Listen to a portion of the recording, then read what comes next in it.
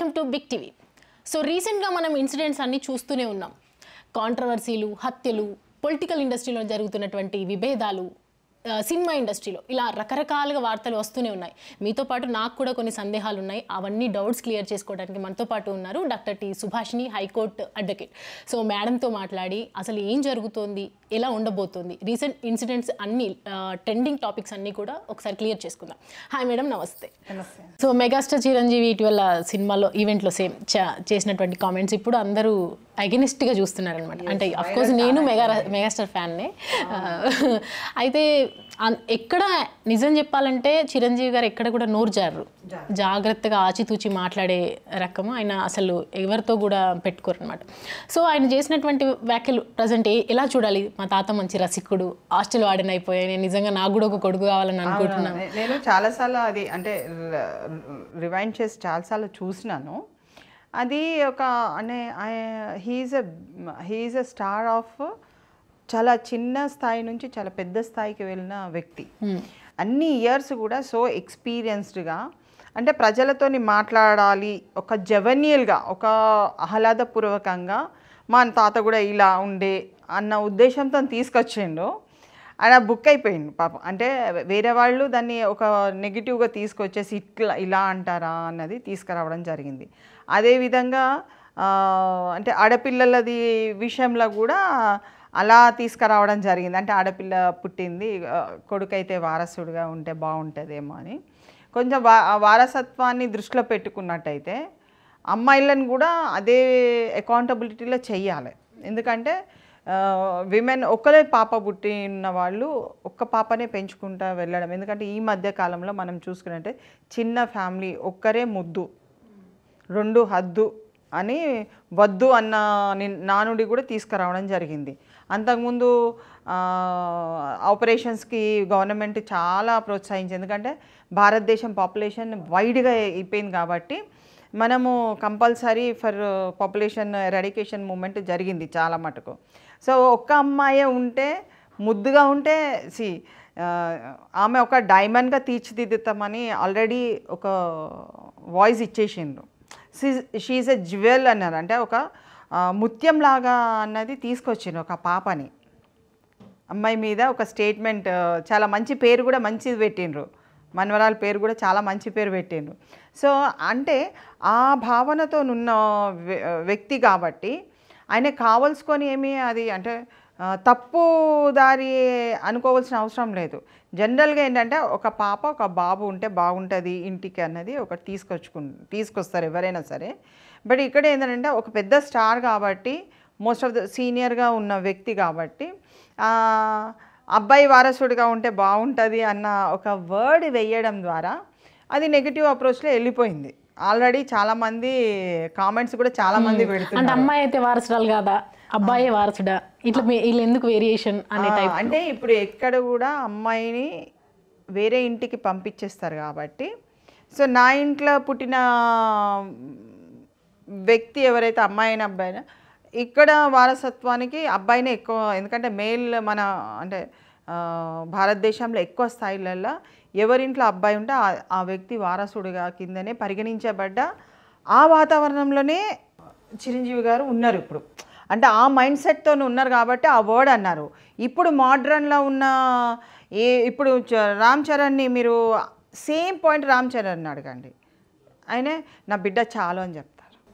అంటే ఈ మోడర్నైజేషన్ నీకు ఎంత ఇదిగా నీకు జనరేషన్ గ్యాప్ వస్తుంటే 20 years 30 years 40 years నీకు గ్యాప్ వస్తున్న కొద్దీ modern way of thinking, broad way of thinking అనేది ఏర్పడుతుంది. సో ఒక్కళ్ళనే ముద్దుగా పెంచి ఈ దేశానికి వారసులుగా ఇవ్వడం వేరు, దేశానికి వారసులుగా ఇవ్వడం. ఇంటికి వారసత్వం అన్నది ఎప్పుడు మనం ఆలోచించద్దు. నువ్వు వారసత్వం ఎప్పుడు కూడా దేశానికే పోతుంది. ఎందుకంటే ఎవరు ఎంత మంచి పని చేస్తే మన భారతదేశానికే ఖ్యాతి వస్తుంది. ఫారిన్ పోతే కూడా భారతదేశస్తులు చాలా గొప్ప వాళ్ళని చెప్తారు. మనకు ఎక్కడికి పోయినా కానీ మనకు అదే పేరు ఉంటుంది. సో ఇప్పుడు చిరంజీవి గారు చెప్పిన కామెంట్ని మనము నెగిటివ్ వేలో తీసుకోకుండా ఇప్పుడు తాత అట్లా అంటే రసికుడు అని అంటే జొవెన్యల్గా రొమాంటిక్గా ఉన్నాడు అని చెప్పడానికి ఆయన ఒక జువెనీల్గా యూజ్ చేసిన పదమే తప్ప అది ఎఫెక్టివ్గా మనకు సమాజానికి ఎఫెక్ట్ పడాలని యూజ్ చేసినట్టయితే అనిపించలేదు. జస్ట్ క్యాజువల్గా నవ్వుకుంటేసిండు. మా ఇంట్లో ఆడపిల్లలు అందరూ ఉంటారు, నేను ఒక వార్డెన్గా అయిపోతానంటే, అంటే warden take cares of the children, హాస్టల్లో చిల్డ్రన్ని టేక్ కేర్ చేస్తుంది కాబట్టి హాస్టల్లో ఆ ఎన్విరాన్మెంట్ని ఆయన పోల్చుకున్నాడు, తనను తాను ఒక వార్డెన్గా పోల్చుకున్నాడు. It is not to degradation ఏం లేదు. పిల్లల్ని పెంచడం అన్నది అది ఆయనకు చాలా ఇష్టమైనది. ఈ ఏజ్లో పిల్లలతోని సరదాగా ఉండడం అన్నది గొప్ప విషయం. ఎందుకంటే ఆ ఏజ్లో కూడా చాలామంది యాక్టింగ్ చేసిన వాళ్ళు కూడా మనం చూడొచ్చు. కానీ బట్ చిరంజీవి గారు ఆ పిల్లలకి వాళ్ళ టైం ఇస్తున్నారు చూడండి. వైఫ్ అండ్ హస్బెండ్ ఇద్దరు కూడా టైం ఇవ్వడం అన్నది పిల్లలకు రేపు భవిష్యత్తులో అమ్మమ్మ నానమ్మ కానీ అమ్మమ్మ కానీ లేకుంటే తాత కానీ టైం ఇవ్వడంలో చాలా ప్రెషియస్ థింగ్స్ నేర్చుకుంటారు. వాళ్లకు డిమోటివేట్ కారు. వాళ్ళ యొక్క మెంటల్ పర్సనాలిటీ అనేది చాలా పెద్దగా పెరిగిపోతుంది. ఎవరైనా సరే మీరు పాతకాలం నుంచి చూడండి, అంబేద్కర్ గారి నుంచి కానీ ఎక్కడన్నా మీరు పెద్ద పెద్ద వాళ్ళని ఎవరిని తీసుకున్నా అమ్మమ్మల చేతిలో పెరిగిన పిల్లలు ఉన్నారు, తాత చేతిలో పెరిగిన పిల్లలే చాలా గొప్ప స్థాయిలలో అయినరు. So we should take that moment into consideration and give lot of encouragement. పిల్లలందరూ కూడా తాతమ్మల దగ్గర కానీ అమ్మమ్మల దగ్గర కానీ నానమ్మల దగ్గర పెరిగితే భవిష్యత్తు తరానికి మనము ఒక టేస్ట్ఫుల్ లైఫ్ ఇచ్చిన వాళ్ళం అవుతాము. డిమోటివేటెడ్ అయిపోయి నా జీవితం ఇప్పుడు ఎవరిని అడగండి, మీరు ఈచ్ కెమెరా ఈచ్ పర్సన్ని మీరు అడగండి, ఇప్పుడున్న జనరేషన్ని ఎందుకు బ్రతుకుతున్నామో మాకు తెలియదు, దేనికి బ్రతుకుతున్నామో తెలియదు, నాకైతే చావు బుద్ధి అవుతుందని చెప్తారు. చావు బుద్ధి అవుతుంది ఎందుకు ఇట్లా? మంచి మంచి ఉద్యోగస్తులు కూడా నాకు చావు బుద్ధి అవుతున్నారు అంటే ఒక వైరాగ్యం అన్నది పెంచుకున్నారు. ఎందుకు? ఐసోలేటెడ్ ఫ్యామిలీస్ అయినరు కాబట్టి న్యూక్లియర్ ఫ్యామిలీస్ కింద డివైడ్ అయిన వాళ్ళు జాయింట్ ఫ్యామిలీస్లో లేరు కాబట్టి ఆ లవ్ అండ్ ఎఫెక్షన్ అన్నది పరిపూర్ణంగా తగ్గిపోయింది. సో ఇప్పుడు మనకు ఇలాంటి వాళ్ళు ఏంటంటే నేను ఇంతమందితో సరౌండింగ్ ఉన్నా, నాకు ఆడపిల్లల మధ్య మొత్తం ఒక వార్డెన్గా ఉన్నాను అంటే ఇట్ ఈస్ అ గ్రేట్. మనం we should take in a good way. Okay, but Janasena party Prajarajyam party నుంచి రూపాంతరం చెందింది అంటే ఇవన్నీ చూస్తూ కొంతమంది అంటారు అసలు ఏమైంది, ఏజ్ ఫ్యాక్టరా, చిరంజీవి గారికి ఏమైంది, ఇలా మాట్లాడరు కదా, ఆ పాయింట్లో వెళ్ళిపోతున్నారు అనమాట. అంటే అది పర్సనల్గా అంతా ఆయన పెద్దగా కామెంట్ అంత తీసుకోలేదు. ఎందుకంటే ఒక నాయకుడుగా ఎదుగుతున్న వాళ్ళ తమ్ముడే కాబట్టి తమ్మునికి అన్నకి మంచి అనుబంధం ఉన్నది. అంటే ఏది ఏమైనా కానీ వాళ్ళ మీద వాళ్ళు ఓన్ వేలా కామెంట్ లేదు, అంటే నెగిటివ్ కామెంట్ లేదు దాంట్లో. అది మనము చాలా పాజిటివ్గానే తీసుకోవాలి. ఆడ నుంచి తీసుకున్నాం అన్నదే Janasena he has become a leader. ఆయన వాళ్ళ తరఫు నుంచి కూడా చాలామంది ఏమంటారు ఆయనకు ప్రజలంటే ఇష్టము, పొలాలంటే ఇష్టము, అక్కడికి వెళ్ళి పని చేయాలంటే కూడా చాలా ఇష్టము. అంటే హీ హాజ్ ఇండివిజువల్ ఇప్పటివరకు చేసిన ఆయన లైఫ్కి ఒక లెవెల్ అయితే ఇప్పుడు ఆయన లైఫ్ ఇంకో లెవెల్లో టర్న్అవుట్ అవుతుంది. ఆ క్రమంలో ఆయనే ప్రజలకు ఇంకా చేయవలసిన అవసరం ఉన్నది. ఆయన డెవలపింగ్ పర్సనాలిటీలో అనేకమైన మార్పులు వస్తున్నాయి. ఇప్పుడు మేము ఒక 40 years అంటే మేము మా చిన్నప్పటి నుంచి వేసుకోండి, ఫిఫ్త్ క్లాస్ నుంచి ఐ వాజ్ ఇన్ సోషల్ లైఫ్లో, సోషల్ వర్క్ సర్వీస్ చేసేదాన్ని. ప్రజలతోనే అనుబంధం చేసుకుంటే ఇక్కడి వరకు వచ్చినాము. వాళ్ళు ఇప్పుడు ఎదిగినరు, వాళ్ళు యాక్టర్గా ఉండి మామూలుగా అంటే ఒక ఫిలిం ఎన్విరాన్మెంటల్లో పెరిగి తర్వాత ప్రజా జీవితంలో అది ఏదో కొత్తదనాన్ని వాళ్ళకు టేస్ట్ఫుల్గా అనిపించి దీంట్లో నా లైఫ్ ఇంకా బాగుంటుంది, బెటర్ ఉంటుంది, ఆయన సంతోషాన్ని వెతుక్కుంటూ వెళ్తున్నాడు. కాబట్టి భక్తితోని ప్లస్ ఒక ప్రజా ఆదరణ ఉండాలి, ప్రజలకు సేవ చెయ్యాలి, పొలిటికల్ సిస్టమ్ అయితే ఇంకెక్కువగా ఉంటుంది అన్న ఒక అభిప్రాయంకి వచ్చేసిండు ఆయన.